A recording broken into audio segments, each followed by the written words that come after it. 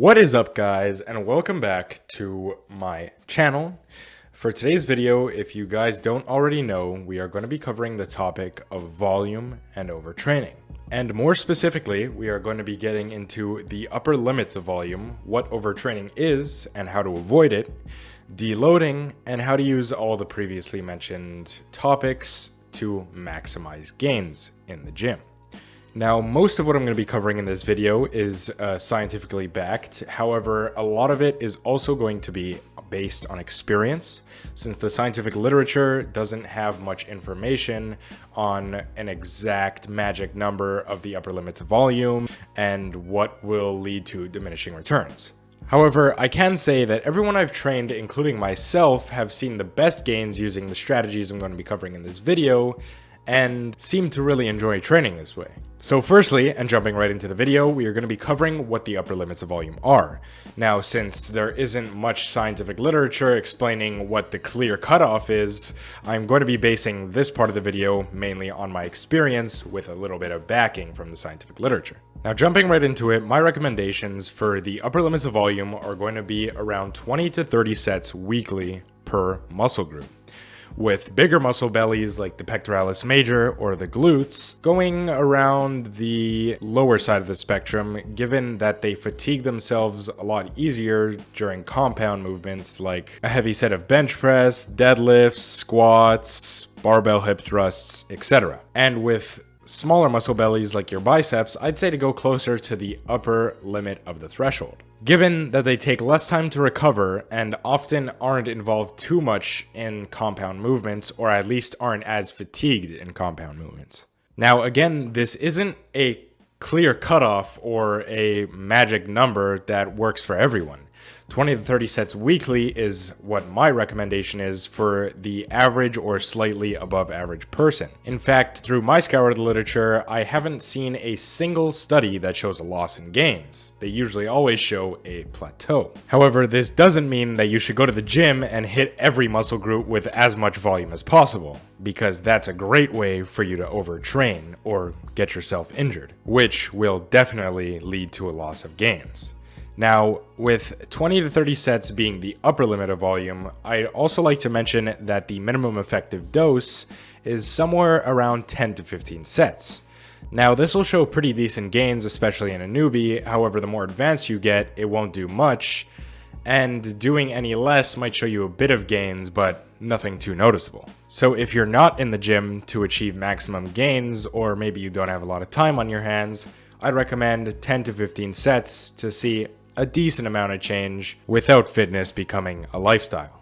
Now, with all of this information in mind, I'd like to mention that volume isn't the only factor that matters. Other things like the amount of fatigue you experience during the exercise, like on compound movements, or the effort during the set can affect gains and recovery. So if you do a lot of compound movements, or you take almost every set to a very high or maximum RPE, or rate of perceived exertion, you'll need longer recovery between sets and when you're not working out. And you'd also want to increase the quality of your recovery, so reducing stress or getting more sleep or earlier sleep can be great ways to see maximum gains.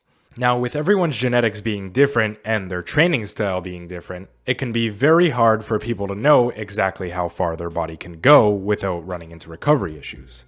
So in order to avoid overtraining, I'd recommend being your own scientist. This means that you should experiment and add more and more sets weekly and see where your upper limit is. I'd also recommend recording your progress from start to finish. And if you see better strength or more muscle gain, you can either continue adding sets until you see a plateau or temporary loss in your gains. Or you can stop where you are now and see how much you progress. Now, some of you might hear these recommendations and be worried it'll cause overtraining, and I will admit that can be worrisome. Even if the scientific data is lacking real conclusive evidence on what the upper limits of volume are, and doesn't seem to show any loss of gains, I'll agree that overtraining is certainly possible, since I believe it is a very real thing. However, I'd like to add that overtraining isn't as severe as some of you think. And in my opinion, those who are too worried about overtraining are often than those who need to train harder in order to maximize their gains. And besides that opinion, it's not like overtraining is just magically going to make you lose all your gains. There are symptoms before you reach the actual loss of gain. Now, really quick before I move on, let me explain what overtraining is to those of you who don't know.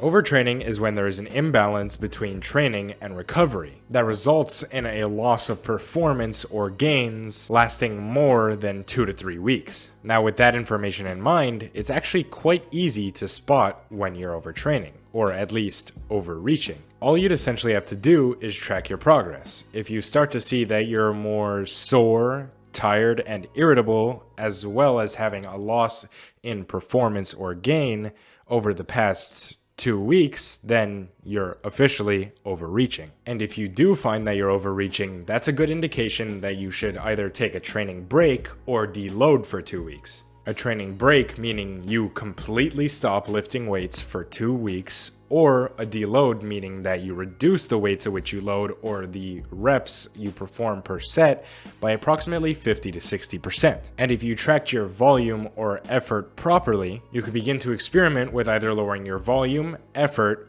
or both in the weeks following the training break or deload phase. Or you could even keep them at what they were when you began to feel that you were overtraining or overreaching, and focus more on the recovery factor, like sleep, diet, environment, stress, etc. And you must also remember that deloading or taking a complete training break for 2 weeks won't detriment you at all. In fact, if you found that you were overreaching and deloaded accordingly, you might experience a delayed gain, or a phenomenon known as supercompensation, in which your body enters an overreach state and then you properly recover, allowing your muscles to make significantly more gains than you regularly would. Now, with all this information, I'd like you to keep in mind that overtraining is more a result of too much volume, with only some of the blame being on too much intensity. So try not to overdo your volume too much, and if you're going to go over my recommendations, don't go over by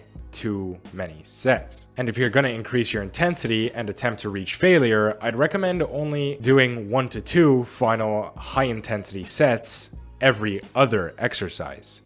This means that if you're doing 4 exercises in the day, you can do your first one to a maximum intensity or failure, do the second one to a regular rate of perceived exertion, and then again the third one to a maximum intensity. Or only taking your high intensity sets and putting them to exercises that involve your weak muscle groups. And I'd also highly recommend that if you're going to be doing a set to failure on any potentially dangerous exercise, that you include a spotter. And if you don't have a spotter, I'd recommend training to spot yourself for a few weeks before going into the high intensity sets. For one example, I take bench press to failure 2 times a week or more with no spotter, since I already know how to spot myself. However, this isn't a strategy I'd recommend to newer lifters, since there's a higher likelihood of injury, which can result in a detriment to gains. And now that you have all this information in mind, you can use overtraining or overreaching to benefit your fitness journey rather than avoiding it at all costs. And if you're still too scared to try and be your own scientist and potentially overreach, then that's perfectly understandable.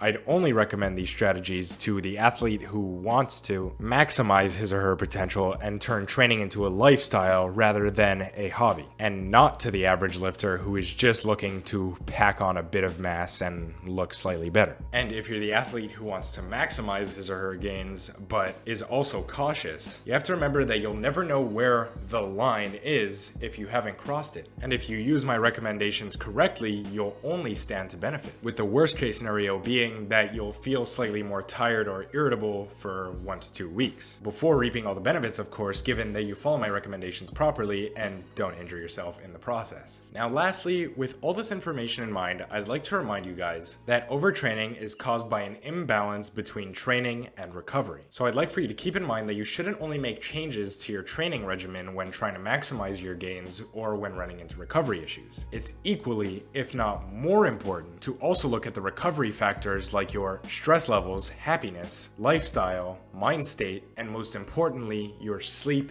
and diet, since these all play a huge role in dictating whether or not you'll recover properly. And for that side of the equation, my recommendations are to reduce mental stress, do things that make you more happy more often, also get at least 8 hours of quality sleep nightly, meaning try and sleep earlier starting at around 10 to 12 p.m. and try and sleep longer, which is of course 8 or more hours a night. And lastly, optimize your diet for recovery and muscle building, which is a topic for another video. And if you optimize all the sides of this equation, I'm sure you'll see the best results you've seen since you started. To loosely quote strength coach Greg Nuckols, you should think of your body as a garden. You fertilize it, tend the soil, uproot the weeds, water it, leave it in the sunlight, and give it the best conditions for growth. It'll only grow as well as its circumstances allow. And with that, I'll be ending the video here. I'd like to thank everyone for watching, and I'd like to also mention to not forget to like, subscribe, share the video, and hit that bell notification, since these are all very helpful ways to help my channel grow and get this quality information out there to the general population.